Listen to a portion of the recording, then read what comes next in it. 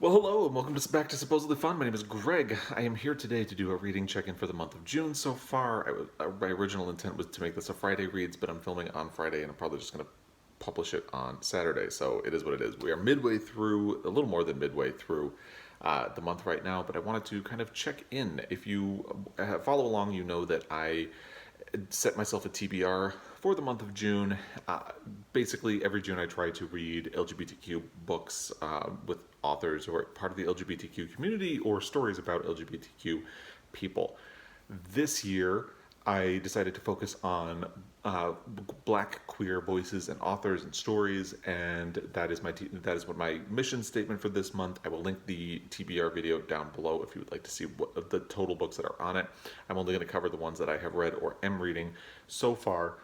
Editing Greg is popping back in here because I realized I had a channel recommendation that I forgot to do when I was talking about the books that I was reading. It's the Book Barrel. I believe his name is Will. It's a new channel.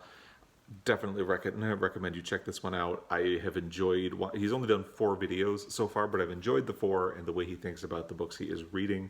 Thank you to Brian at Bookish for introducing this channel to me.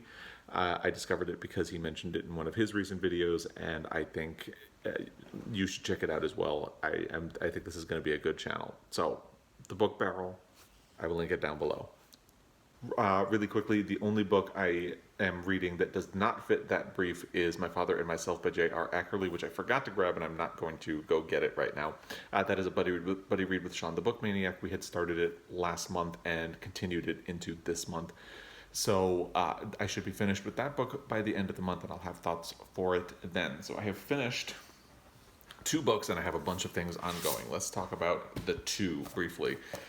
The first one I finished was How We Fight for Our Lives by Saeed Jones, and it feels like this was a perfect book for my brief this month to focus on Black queer voices and Black queer stories, because it is very much about Saeed Jones growing up and, of course, coming out and dealing with the fact that he is not only facing discrimination for being Black, but also faces discrimination for being gay. It is about his struggle with acceptance and the long journey he had toward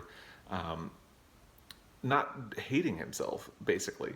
And the title takes on a different meaning in the latter part of the book, which deals a lot with his mother has a heart condition in the beginning when he is in his childhood, but the title takes on a different meaning in the latter part of the book, which very much deals with her illness. So it's a bit of a twist on what was expected, but I thought it was very poignant, very well written, and just a really honest, raw, unflinching look at what he went through in his life and how who he is defined and redefined his relationships.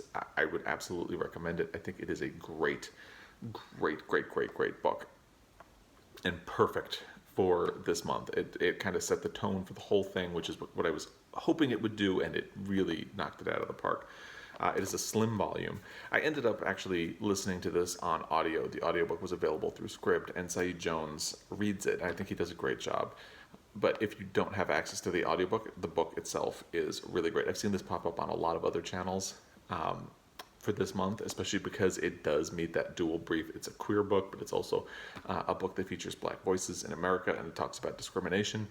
So, I'm glad it's really getting a lot of attention. It was published last year and did get some attention then, but I think in recent events have kind of put the focus back on this book in a way that I think it really rises to that occasion, even though it would have had no way of knowing what was coming this year. So I definitely recommend How We Fight for Our Lives by Saeed Jones. I also recommend following him on Twitter.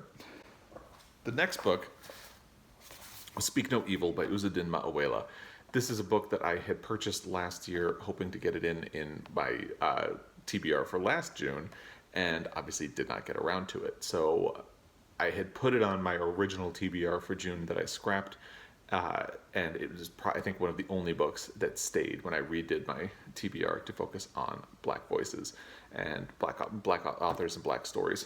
It, unfortunately, did not really live up to the hype. I'm spending a little time thinking about it because there's a bit of a disconnect when a book doesn't match what you've been told to expect, and that is a difficult thing, and it's not really the book's fault. So I always try to sit and get around that. But I think and I'm still in the process of that, so I don't want to talk about this book too much. But basically, so what I knew about this book was that it follows Niru, who is the son of Nigerian immigrant parents, who are also very conservative, and he is on track to go to college. He's been doing really well in school, but he is gay, and his father finds messages where he was setting up a date with a man, and it's about the fallout of that. And I had heard that he got sent back to Africa for conversion therapy. That's what I knew about the book. When you read it, the plot description on the back does mention Nero's friend Meredith, and that the two friends struggle to reconcile their desires against the expectations and institutions that seek to define them. So she's mentioned on the back cover. However, from everything I heard, I did not realize that her story was going to be such a big part of the book. And her relationship with Nero really is the defining thing that becomes the through line through the book.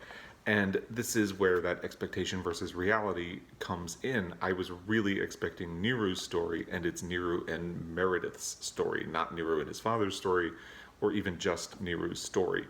So basically, they are best friends, and she is on track to go to Harvard, and she is the only person he tells that he is gay, and in order to be encouraging, she wants him to get out and date, so she puts a bunch of dating apps on his phone, and those are the messages that his father discovers. So, but then so much of the book is involved in, like, she kind of disappears once Nero's father finds out that he is gay, and she just disappears, and Nero is sent to a conversion camp in Africa, but then he comes back. Like, the conversion thing it's a really brief moment in the book, and almost to the point of being insignificant, which was a very big surprise. The book is much more focused on Nero's relationship with Meredith, and then when he gets back, she's not answering his messages. And then the second half of the book, Meredith takes over the narration, and it feels like it's supposed to be Nero's story, but it's also Meredith's, and I understand that there is a reason for that. I won't go into why Meredith is used as a framing device in the book. It does make sense. I understand why her narration is important in telling the story, but it feels like Nero's story is diminished to me, and maybe that's because I was expecting it to just be Nero's story and Meredith would just be a character in it. And that's where I'm kind of stuck with the book. But it feels like it feels like the most interesting things about this book are the things that get pushed to the side for me. And yes, part of that is expectation versus reality, which is not fair to hold the book to, but that's where I struggle with this. So I gave it 2 stars on Goodreads. I'm trying to evaluate if that's fair or unfair. I think if anything, I might bump it up to 3 stars, but it just wasn't what I expected, and it wasn't what I wanted the book to do, which is not fair to do to a book. But I also think that there's a fair criticism in there where the most interesting parts of the story to me got pushed to the side in favor of this story of friendship, which has a meaning and a purpose, but it doesn't become as much of an impact for me. So that's where I'm stuck with Speak No Evil by Uzodinma Iweala right now. Going into what I am currently reading, I started my buddy read of Girl, Woman, Other. I don't have the dust jacket because I don't put it on, as we've discussed. I take it off while I'm reading. I am doing this as a buddy read with Lindsay from Lindsay's Book Life, and we are not even halfway through yet, but I'm really enjoying this, and I think she is too. I don't want to say too much about it while we're still going through the process, but it is living up to the hype and all of the anticipation. I first noticed this book when it made the long list, and it immediately jumped out as something that I would be interested in reading. So for a year, I've had a lot of anticipation on this, and it is living up to it. I'm very excited that I'm finally getting around to reading it. And I had explored Bernardine Evaristo's backlist and found other books of hers that sounded interesting to me. And after finally getting to Girl, Woman, Other, I'm even more excited to get to other books by her as well. So I will talk more about this one as I get further in and finish. And then the other book, so I intentionally did not put this book on my June TBR, even though it is by a Black queer author who is one of the stars of Netflix's Queer Eye. So it's Karamo, My Story of Embracing Purpose, Healing, and Hope by Karamo Brown. I intentionally didn't put it on my June TBR because I thought, well, it's a memoir by someone who's on Queer Eye. It's probably kind of light and fluffy, and I want to get focused on some books that are going to tell black stories, and yeah, basically shame on me. I diminished whether or not this was going to be important. But my husband listened to the audio on Scribd, and he told me, you really need to read that book. And I did the same thing. I said, well, I'm trying to focus on these stories. And my husband said, no, this is those stories.